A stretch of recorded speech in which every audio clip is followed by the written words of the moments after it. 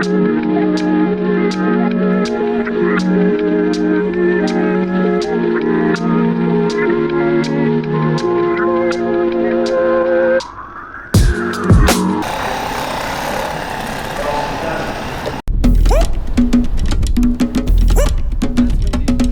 right, 9 miles total. 600 repeats with 50 to 90% jog rest. Aiming for 208 per 600 meter. It's like 540 mile pace. That's a nice shot. Nice. See how my nostrils?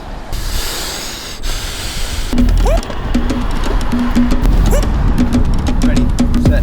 I don't wanna go back. Give it to me, I'm on. Rocking endorphin speed 3s today. I've been using these for all my speed workouts because it's really similar to the shoe I raced in, the Pro 3. I know a lot of people are gonna be wondering if I upgrade to the endorphin elite. I have no interest in that right now. Probably just gonna pick up another Pro 3 pair. I'm just coming back to you. Oh. You looking for a cool whoosh by shot? Cha-cha! Ta-ta-ta!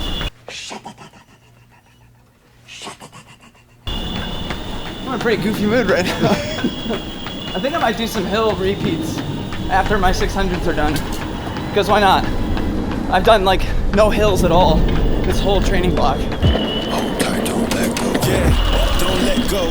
Enjoy the ride in your own metro. Forget the time, let go of that phone. Yes means yes, no means no. Is there a reason? In 2019, I fueled my marathons with Blueberry RX bars. And I had one for lunch today, and it's the most nostalgic taste ever. It's like when I really started getting serious about marathon training, so it like brings me right back to those days. I also puked it up a lot, so. Look, I need to give a disclaimer that was a really stupid thing to fuel a marathon with. Don't do that. I actually looked at how many carbs are on it. It's not too bad, it's like 25 carbs. Wonder if you can hear me from there.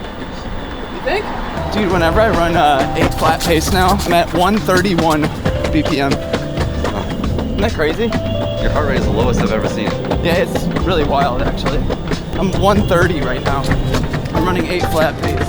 There's part of me that's actually been struggling with like how easy 8 flat pace is now. Like that's just been my default for so long. Like 7:45 to 8 minutes per mile is my easy pace. So much of me feels like it should be a bit faster than that now, which I think moving into the summer and fall, start bringing it down to 7:15 to 7:30 because I'm not even in the 140s. I'm going 7:09, I need to chill.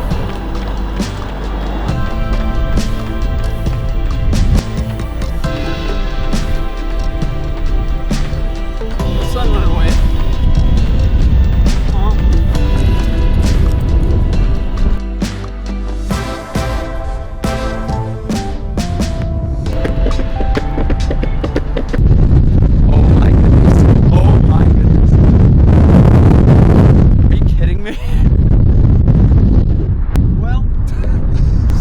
Repeats. Yeah. Let's try to knock one out at least. Let's go.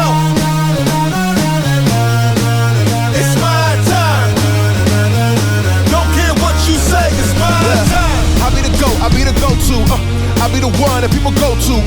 You wanna play, then let me coach you. I go the way that I can show you. That wind is no joke, man. It's like I'm standing still, going south.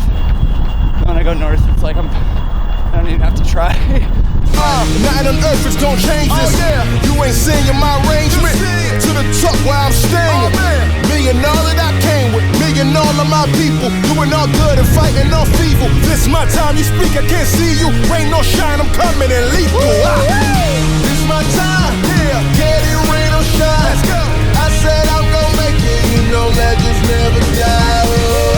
This my year. I've been on the rise. I said I'm gonna make it, man. Don't care what you say, it's my time. Yeah, it's my time. Woo. Don't care what you say, it's my time. Oh yeah, it's my time. It's harder than I thought it was gonna be. The wind sucked. I got all 5 good paces too. Probably 2 to 205 on each one.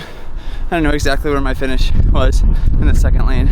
It's It's kind of drifting in between lane 1 and 2. I didn't really know exactly where to finish every time, but I think I was in that just over 2 to 208 window every single rep.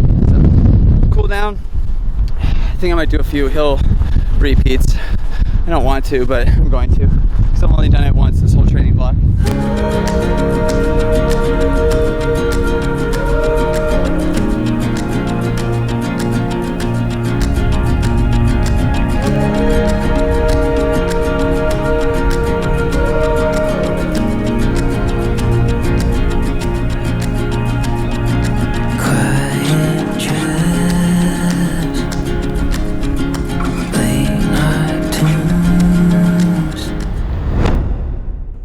So that's it, one of the last workouts of the training block, 9 miles total. To reiterate, it was 3 miles of warm up and then the 600 meter repeats, 5 of them with a 90-second rest in between. And then I added the hill sprints and then a 3 mile cool down. So maybe a little bit more than 9, I don't know, somewhere around there. Great, solid last effort. I just have one more VO2MAX workout next week and then we're full on taper at that point. I'm so happy that I decided to color code my whole training block like this in this sheet format. All of the green meant that I hit the exact workout on the day. All the yellow meant I just like switched days around. And then red meant I completely missed it. It's really cool for me to see that like fatigue in itself with higher mileage weeks was kind of my breaking point. Like seeing all of the different color and seeing I was so consistent in the first 2 days of the week on Sunday, Monday, but then in the middle of the week, everything started to fall apart. So it's really good data for me to see and realize moving forward in my next training blocks. As always, you can access and see this training block, all of everything you're seeing on screen here. It's the first link in the description so you can view all of it. It's always evolving week to week as I'm going through the training block. This week and the past 2 weeks, I've missed at least one workout per week because I've just kind of come to the realization that this mileage is just too high for me. And there's really gonna be no detriment to missing maybe 5 to 10 miles per week. I'm still getting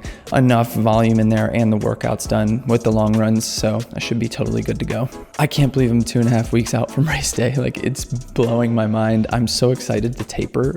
My body is just craving a taper, and I know once I'm in that taper week, that final week right before race day, I'm just gonna be ready to freaking send. I'm like a Californian there, like ready to freaking send, bro.